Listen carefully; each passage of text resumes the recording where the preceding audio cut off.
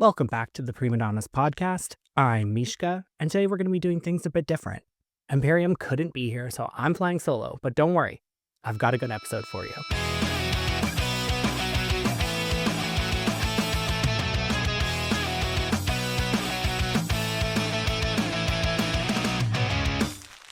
Firstly, Imperium let me know about an upcoming release she's excited for.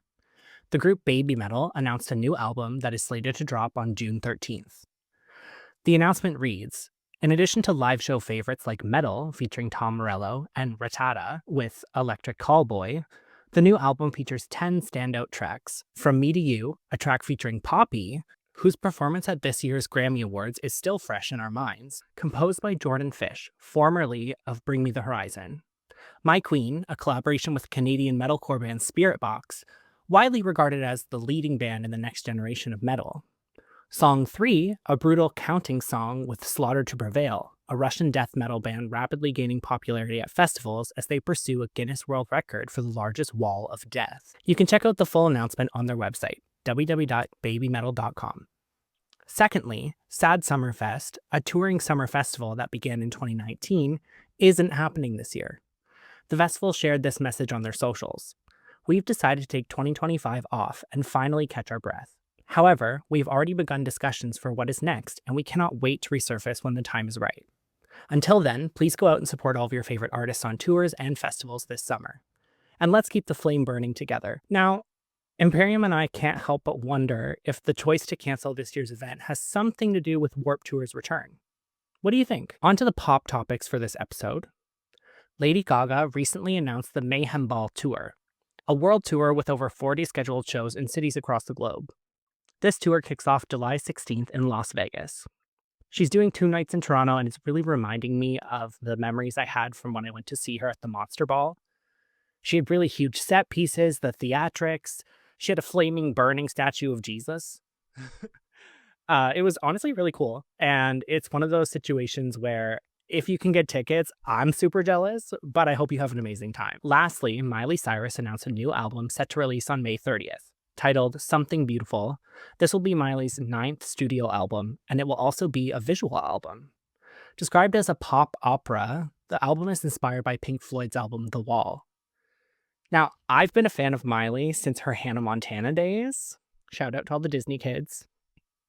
And honestly, I'm really looking forward to the album. So far, it's really interesting, and I think it's going to be a good one. I can just feel it. I feel it in my bones.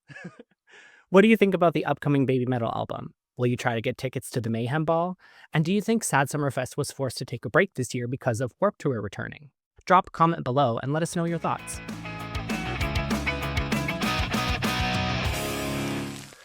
So for this section of the episode, I want to share some of my own story. As a fair warning, we're going to touch on some sensitive topics today around health and emergency situations. And if that doesn't sound like your vibe, please feel free to end the episode here. I'll see you next week. A couple questions I've received. Why do you wear an eye patch? And is it a costume? So we'll get right to the point. No, it's not a costume. I'm blind in my right eye, and I usually only wear the patch when I go out or, I have to do something in a highly crowded space. For example, bars, clubs, restaurants, things like that. This lets me push some of the responsibility of seeing onto others. And why, you might ask? It empowers me to enable those around me to have good interactions with me. They can see that I have the patch, and it lets them know that I can't see them on this side, on the right side. All right, so to answer the first question, I ended up wearing the patch because of an accident that I was in. It's a little bit sad, but at the end of 2023, I was in New York City with my partner. We were just doing some tourist stuff, and I unfortunately was hit by a car.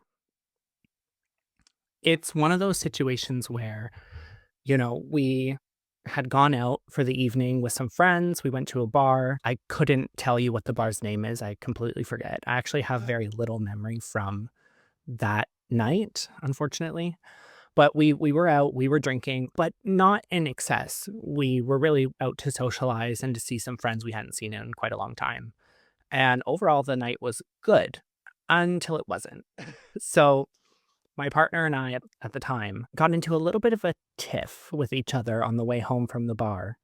And both of us were acting strange we were a little bit out of it.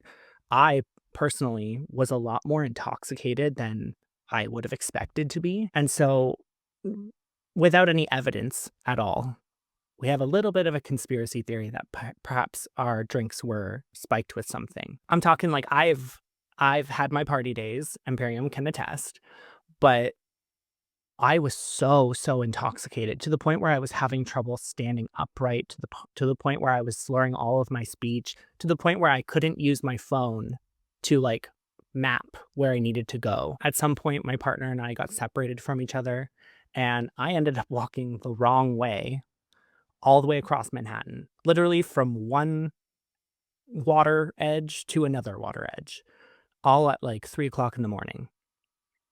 I tried reaching out for help with my phone, texting my partner saying I was lost and that I couldn't figure it out and that I needed help. But even looking back at those text messages, they're just garbled. They're not even English. So yeah, I stand behind the conspiracy theory that perhaps we were drugged at the bar we were at, which is weird because no one followed us.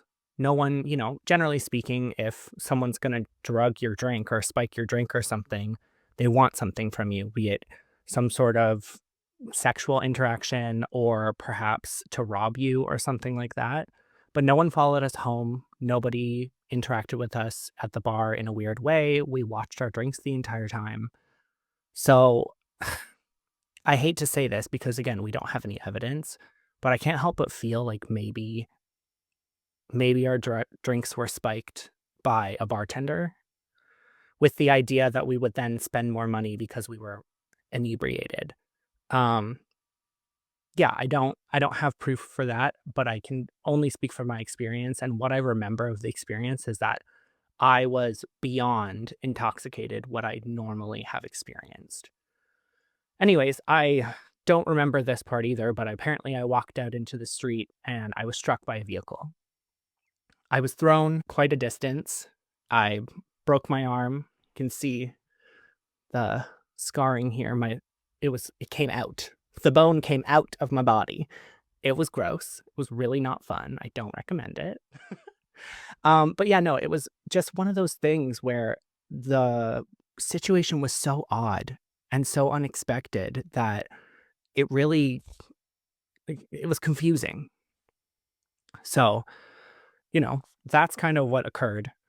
It's not a pleasant story, unfortunately, but I received really good care when I was at the hospital in New York City. Luckily for me, I was found by a security guard, and this is just a happenstance. I wasn't planning it or anything, but I actually got hit right outside of a hospital. I was found in the area where the ambulances park while they wait for tune-up or what have you, which was a considerable distance from where I was, that I remember I was. So I really flew. I flew like one of those cartoons. It was something. But I was found by a security guard, and because I was so close to the hospital, they were able to act quickly, which likely saved my life. So, I'm very grateful to the healthcare workers that, go out there every day and try to give the best care they can to their patients. I really, from the bottom of my heart, appreciate it and appreciate you, and you deserve more, in my opinion. That said, even though I received really good care, a broken pelvis, an optic neuropathy, and a pretty serious head injury, I was eager to return to Canada. Unfortunately, I had to stay in the hospital for about 2 weeks. I wasn't allowed to leave because my injuries were just too severe. However, me being me, little bit of a drama queen, also likes to be the center of attention.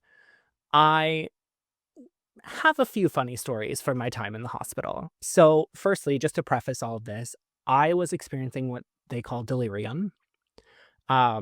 It is basically the symptom of a severe brain injury. And it was the weirdest experience I have ever had in my life, ever. 100%. And it was like living in a dream state, but being awake. I would wake up from a nap or something, and what I was dreaming about would just continue to play out while I was awake. or I was almost convinced that the dream was real life. It was strange. Thinking back on it actually makes me really uncomfortable.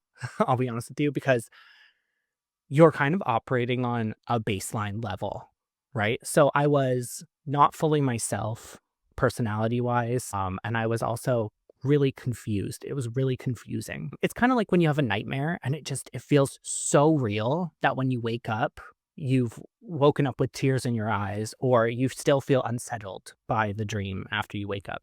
That was really what it boiled down to and what it felt like. In fact, one story about the delirium that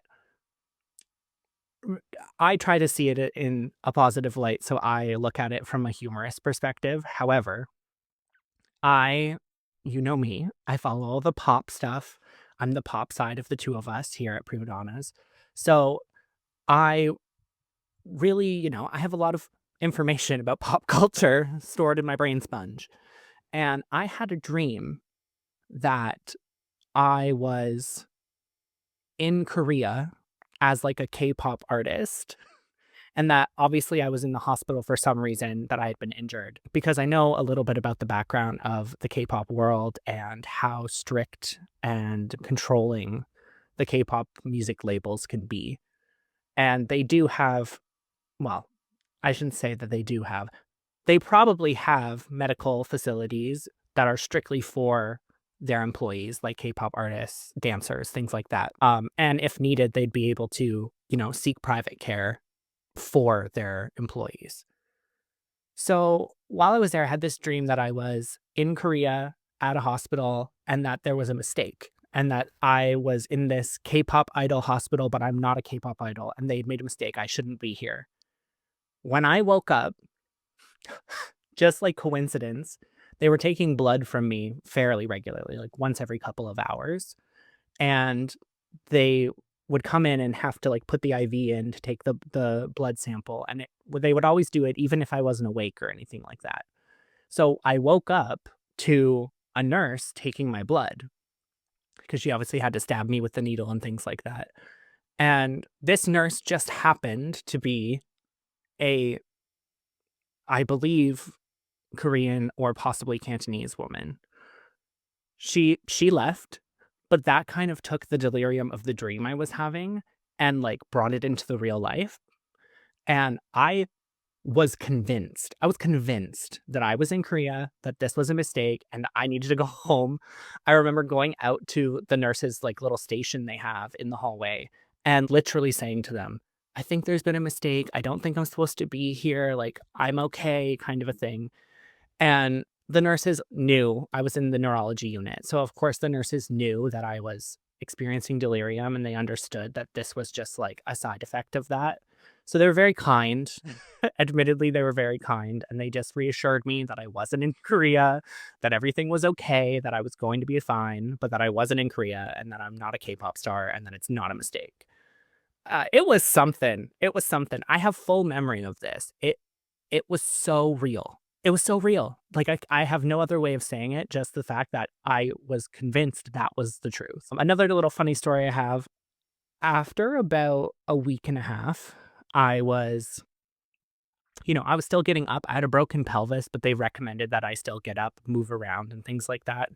So I was able to kind of wander. It was late at night. It was probably like 11:30, maybe even midnight. I was just walking in circles around the floor that I was on because I wasn't allowed to leave. So yeah, I was walking around the hallways, kind of just trying to kill time, keep active. And I realized that I hadn't had a shower since I had been there. Now, it had been a week and a half. For the first week, I was like in and out of consciousness, really like heavily injured. And so it wasn't something that I was able to do. But at this point, I was mobile enough that I was like, oh, surely I can take a shower. So I went and I asked the nurses, and I was like, hey, I've realized I haven't showered in like a week and a half. Is it possible that I could like take a shower or like clean myself in some way? And they promptly said no. Probably because it was the middle of the night, so there was not enough staff to maybe assist me with that process. But I was like, okay, whatever. Continued walking around. As I'm walking around on the opposite side of the floor from where the nurses were, I noticed that there were these doors with restroom symbols on them, and they were all individual. And so I just thought to myself, like, oh, this must just be like a bathroom for, visitors to use or something like that. And there's multiple of them because they're private. Well, me being the nosy person that I am, I went ahead and I just opened one of the doors to see if it was unlocked. And sure enough, it was. Inside the bathroom was, of course, a regular bathroom setup, but there was also a standing shower. Well, what a coincidence. I want to have a shower. So I went and I asked if I could have a towel. And of course, they'd already said no to me taking a shower. So they immediately were like, what do you need a towel for? So I just lied and said that I had spilled some water on the floor in my room and that I wanted to clean it up. Of course, they were like, okay, don't worry about that. Like, we'll send someone to clean it up. So I trudged back to my room, trying to think of like, oh my gosh, like, how am I going to do this? There's like a cabinet, and I open the cabinet and there's an extra set of bedding. And it's just cotton bedding kind of a thing. So I decide to take the bedding, limp out to the hallway, go to the bathroom, lock the door behind me, and I have an IV pole with me, it's beeping, things like that. And I decide to take a shower on my own. It was the best feeling ever. It was the best feeling. It was so nice. But of course, while I'm in there, I'm reaching my hands up to like wash my hair out and do all of that stuff. And the IV pole starts making an alarm sound because I'm lifting my arm up. And so the flow is not good. So I found it irritating. I had a head injury. So any sort of like loud noises or repetitive beeping noises really, really like bore into my skull. Like it just felt like it was trying to make me break. So I just ripped it out. And I don't recommend that. It's actually quite dangerous. You can get air bubbles in your blood stream, and that can like cause you to have heart problems and things like that. So don't do it. Don't do what I do. But I was just like, fuck it. Just ripped it out. And of course, I had to hold it because I'm in the shower, right? So I made sure to rinse out the shower down and everything because that's unhygienic.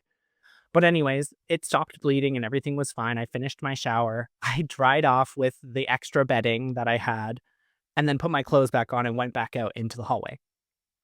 As I'm walking out into the hallway, who walks up but that same Korean nurse who took my blood earlier when I was having the delirium.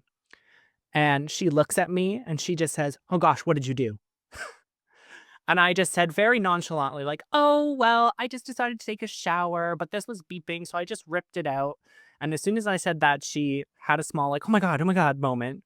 She came over and looked at me and did everything she needed to do. And then she scolded me. She was like, "No, you can't do that. You're not well enough." But you know what? No regrets. No regrets. I had to do it. And I'm not even mad. So yeah, that was the experience. And then, shortly after that, a couple days later, I was discharged, or rather I signed myself out.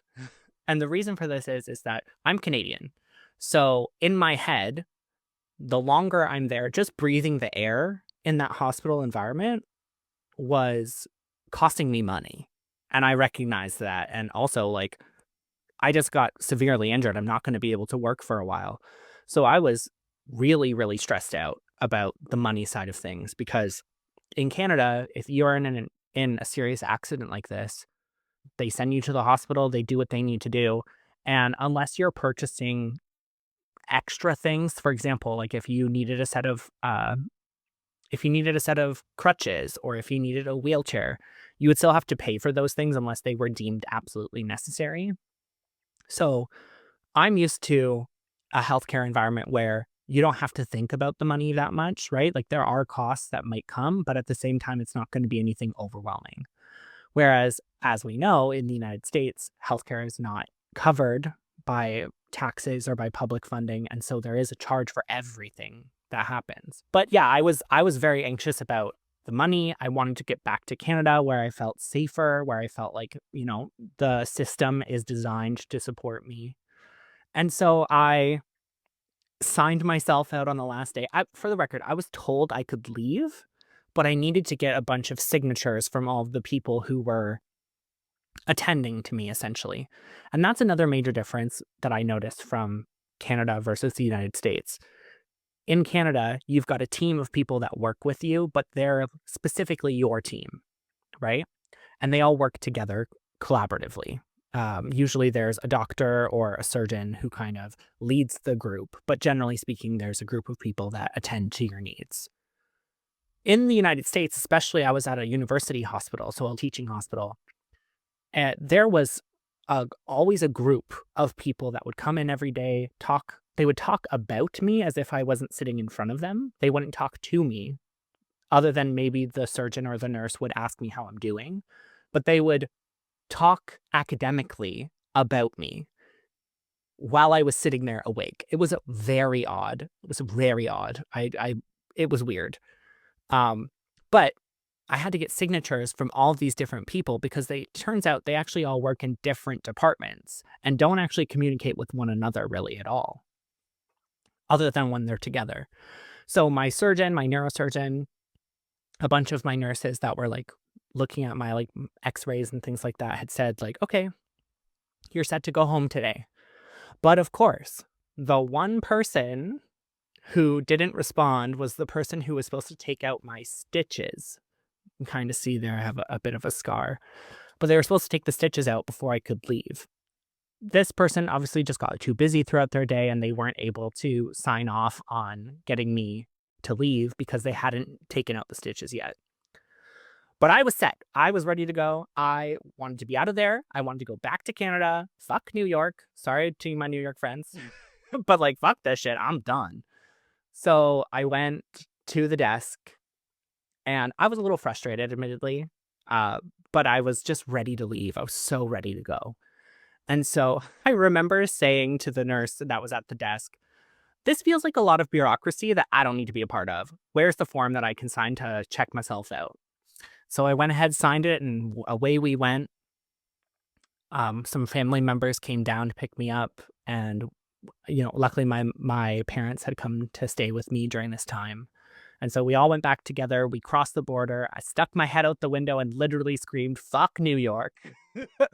And yeah, no, it was something. It was really something. And it took me about a year to really get back to my normal operating.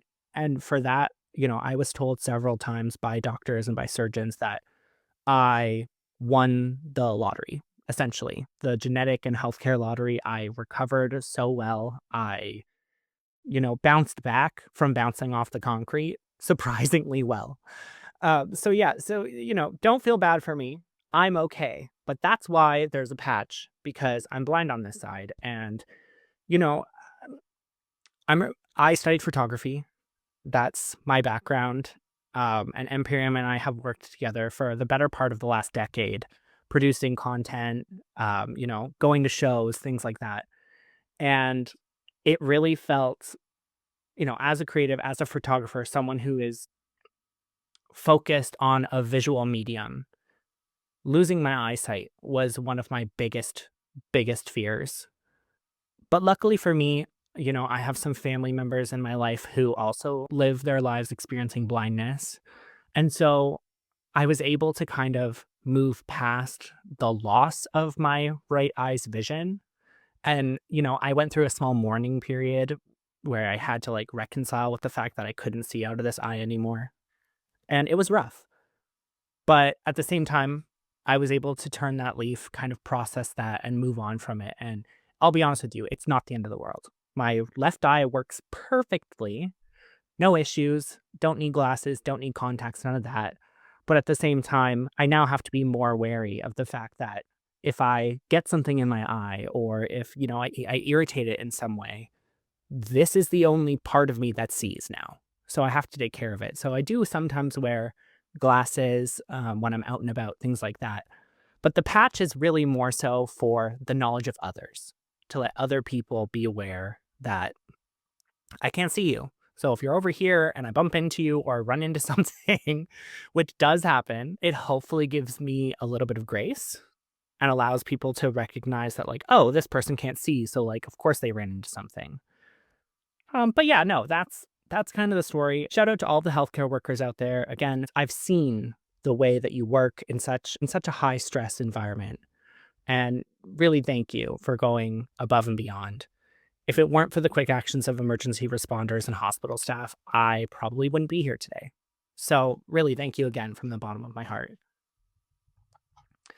And yeah, that's my story.